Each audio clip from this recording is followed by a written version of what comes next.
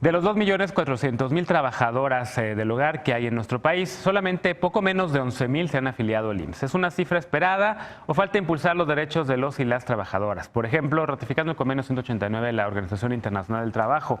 Veamos el contexto. En septiembre, 10.858 personas estaban afiliadas al Instituto Mexicano del Seguro Social a través del programa piloto de personas trabajadoras del hogar, luego de que la Suprema Corte de Justicia de la Nación determinara que es inconstitucional excluir a las trabajadoras del hogar del régimen obligatorio de afiliación. El máximo tribunal pidió implementar un programa piloto para incorporarlas. El 31 de marzo se puso en marcha este programa, fijándose un plazo máximo de 3 años para que las 2.4 millones de personas dedicadas al trabajo remunerado del hogar sean afiliadas. La afiliación incluye atención médica, seguro de riesgos de trabajo, incapacidades, pensión por invalidez y vida, fondo para el retiro y acceso a velatorios y guarderías. Aunque en la fase piloto no es obligatoria la afiliación, en julio pasado el presidente López Obrador expidió un decreto para reformar la Ley del Seguro Social y la Ley Federal del Trabajo para que las personas trabajadoras del hogar tengan acceso a prestaciones laborales. Publicado en el Diario Oficial de la Federación, el decreto señala que en tanto se hagan las modificaciones necesarias y entre en vigor la obligatoriedad de estas disposiciones, el patrón garantizará la atención médica y los gastos por concepto de sepelio. Y en febrero, el Senado dijo estar listo para ratificar el convenio 189 que garantiza la protección laboral mínima que deben de tener los trabajadores domésticos para mejorar sus condiciones de trabajo y de vida. A principios de septiembre, los senadores priistas Claudia Ruiz Massieu y Miguel Ángel Osorio Chong pidieron al titular del Ejecutivo Federal remitir el convenio para su aprobación. Punto y contrapunto.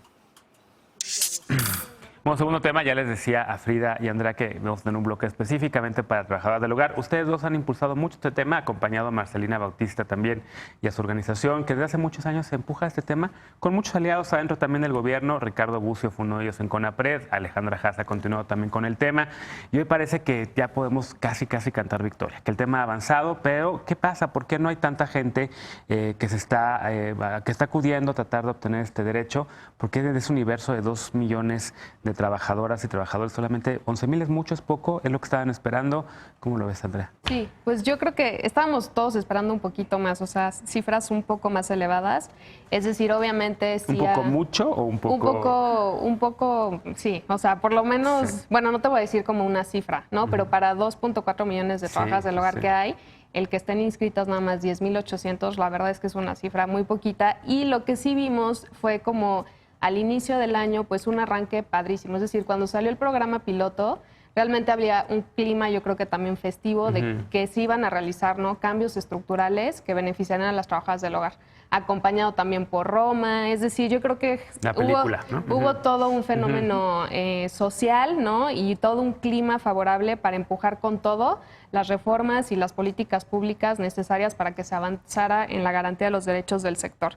Entonces, que se avanzó. O sea, se avanzó, salió el programa piloto. Sí. Yo me acuerdo la primera vez que empezamos a hablar de este tema, por lo menos que yo tuve conocimiento, fue por ahí 2009. Bucio era presidente de CONAPRED, empezó a hacer unos foros, o sea, 10 años hablando de este tema. Sí, 10 años. Sí. Y la verdad es que ahorita estamos en un momento completamente distinto. O sea, hace un año ni siquiera nadie, ninguna de las organizaciones hubiera imaginado que la Corte hubiera fallado a favor de las trabajadoras del hogar. No imaginábamos tampoco contar ahora con una reforma laboral que reconoce la totalidad de sus derechos, y menos hubiéramos imaginado tener un programa piloto que básicamente lo que está pretendiendo es que el derecho a la seguridad social se garantice.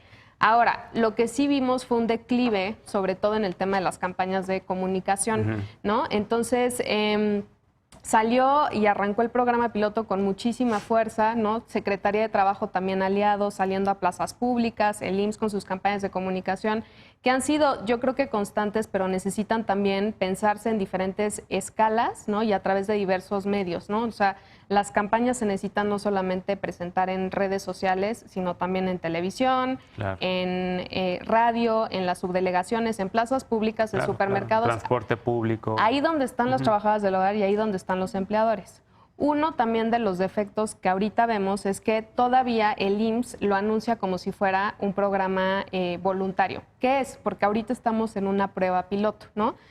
Que está bien, o sea, la prueba, o sea, el hecho de que sea piloto tiene sus virtudes, o sea, porque puede ser perfectible. Ahorita estamos en un momento donde podemos ensayar, ver cuáles son las mejores maneras, hacer un rediseño, pero eso sí involucra también pues un compromiso y una voluntad política de trabajar entre las diferentes instituciones que tienen algo que decir, es decir, el SAT, el IMSS, Secretaría de Trabajo, tienen que estar muy bien coordinados, lanzando campañas de comunicación súper bien apuntaladas y claramente ya avanzando en los reajustes que requiere el diseño del programa piloto, porque ahorita sí podemos ubicar algunos puntos que desincentivan a los empleadores y desincentivan a las trabajadoras para afiliarse. Por ejemplo, ahorita sobre todo para quienes tienen múltiples empleadores, la recarga, o sea, la carga de convencer a los patrones es de la trabajadora. O sea, ellas tienen que estar... O sea, quien trabaja durante toda la semana en distintas casas, en distintas casas.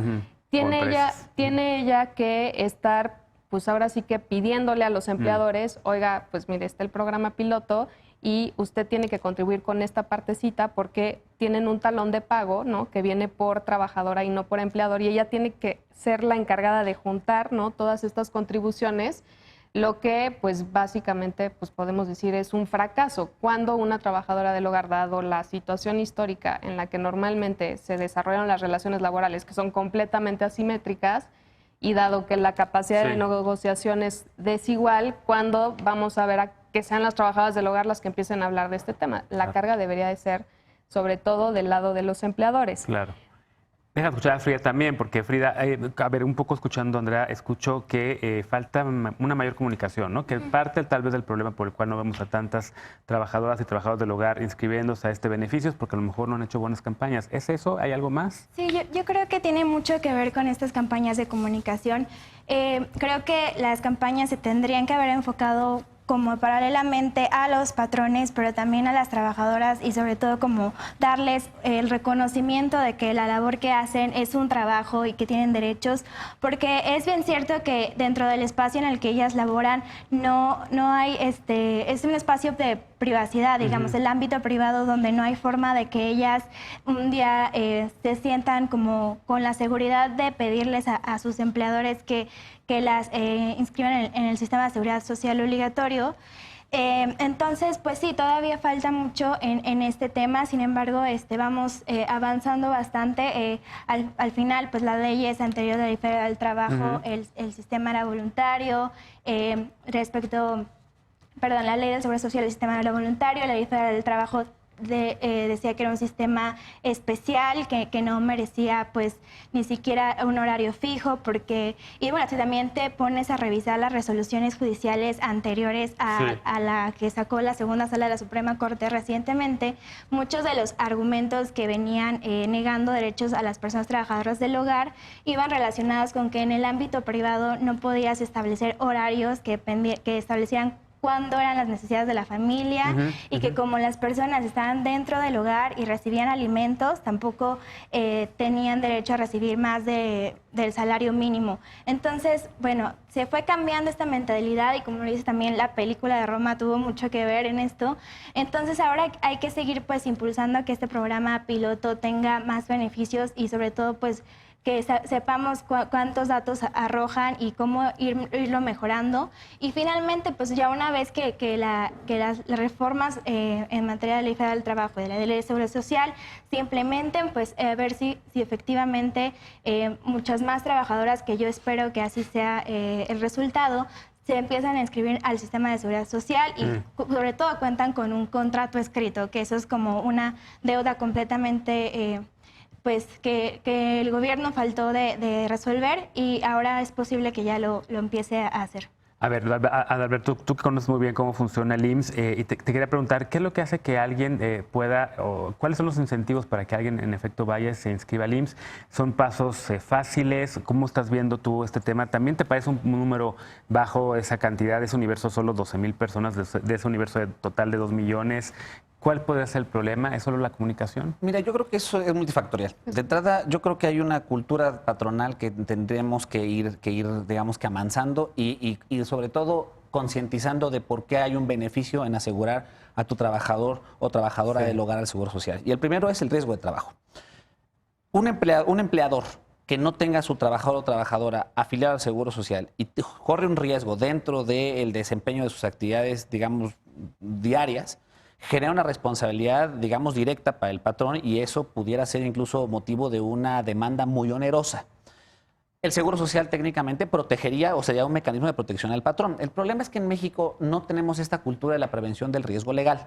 Y yo estoy convencido de que ellos, la cultura es yo le pago, ¿no? 300, 400 pesos, 500 pesos de manera directa, sin ningún tipo de prestación, pero me olvido del riesgo por completo, pero eso no significa que no exista, el riesgo sigue existiendo.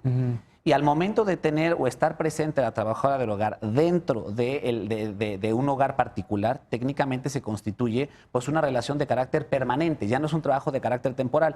No, a lo mejor no existe un horario definido, pero existe una relación que se sigue, ¿no?, generando o de manera consuetudinaria. Pero la jurisprudencia de la Corte ya lo ha dicho. Durante muchos años se decía que si no existía una relación obrero-patronal que pudiera yo a lo mejor acreditar mediante transferencias o un pago y la entrega de un contrarrecibo del salario, no se podía acreditar la relación laboral. Eso hace años que quedó superado por la jurisprudencia mexicana. Y creo que nada más hay que entender, por ejemplo, que la Ley Federal del Trabajo del 1931 preveía el trabajo del hogar como un contrato especial, que estaba completamente sujeto a un régimen de excepción de cualquier tipo de regímenes, digamos, de obligaciones de carácter obrero patronal. La resolución de la sentencia número 2018 en la segunda sala lo que hace es mencionar que, al contrario, existe una obligación por parte del empleador de hacerse cargo. Yo creo que en eso sí ha fallado el instituto, ¿no? A mí me tocó estar dentro, en una primera etapa dentro de este proyecto.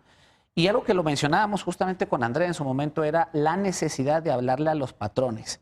Y en los foros de consulta que se hicieron originalmente fue parte de ese diagnóstico, que sería muy bueno pedirle al IMSS ahora qué pasó con todo ese trabajo, que fue un insumo bastante interesante que se hizo a nivel nacional. Sí es una cifra muy pequeña, pero también creo que está dentro del rango de lo esperado para el primer año al menos, ¿no? Ahora viene el gran reto, que es la evaluación a 18 meses que prevé la sentencia de la Corte. Yo creo que ahí es donde tendríamos que tener una apertura para la discusión y el de la retroalimentación de lo que le está haciendo falta a esto. Ahora, podemos hacer un ejercicio didáctico tal vez y preguntarle o decirle a la gente, a ver, si tú tienes una empleada del hogar, entras a algún sitio web, ahí puedes descargar el formato del contrato. Una vez que descargas el formato del contrato, viene también cómo lo puedes llenar. Luego, ¿qué ocurre? ¿Cuál es el siguiente paso? Sí, o sea, el contrato no tienes que llenar ningún contrato todavía. O sea, el contrato, el IMSS todavía no se hace cargo. Por eso yo decía que es bien importante que Secretaría de Trabajo, IMSS, SAT, trabajen en conjunto, ¿no? Para impulsar ya de manera integral todas estas leyes. Pero ahorita no te está pidiendo que firmes ningún contrato. Lo que te pide es que saques tu número de seguridad social, si eres, como trabajadora, que metas tu CURP, que metas, creo que comprobante de domicilio, en caso de que vayas a la subdelegación, pero se puede hacer también de manera virtual, y que registres ahora sí que el salario que recibes mensualmente, el número de días que vas con tus empleadores, se hace un cálculo, sale un talón de pago que tienes que llevar al banco para pagarlo. Entonces, en teoría es algo muy sencillo, pero hay experiencias, creo que a ver, si hay una trabajadora del hogar que nos está viendo y está completamente confundida y no sabe por dónde empezar, ahorita que escuchó lo del CURP y dice, pero yo no tengo eso, ¿quién puede o nosotros puede acompañar a esa trabajadora en ese proceso? Sí, nosotros tenemos una página que se llama Mi Trabajo Cuenta. Mi Trabajo Cuenta. mitrabajocuenta.org. Es una página de Facebook que creamos para articular una red nacional de trabajadoras del hogar para que cuenten sus historias y para que ahí se difunda material sobre sus derechos. Justo ahorita esta semana estamos difundiendo el derecho a la seguridad social.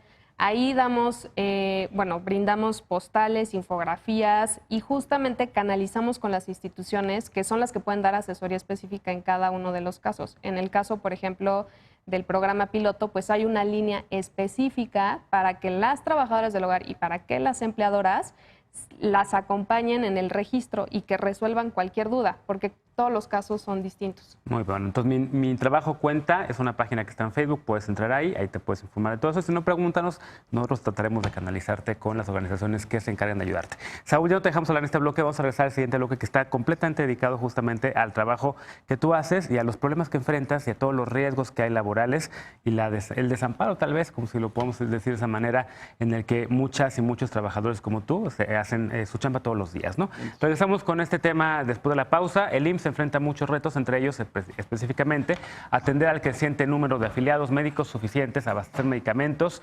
oportunamente y también, por supuesto, trabajadores de las nuevas aplicaciones digitales. Regresamos con este tema punto y contrapunto. No te vayas.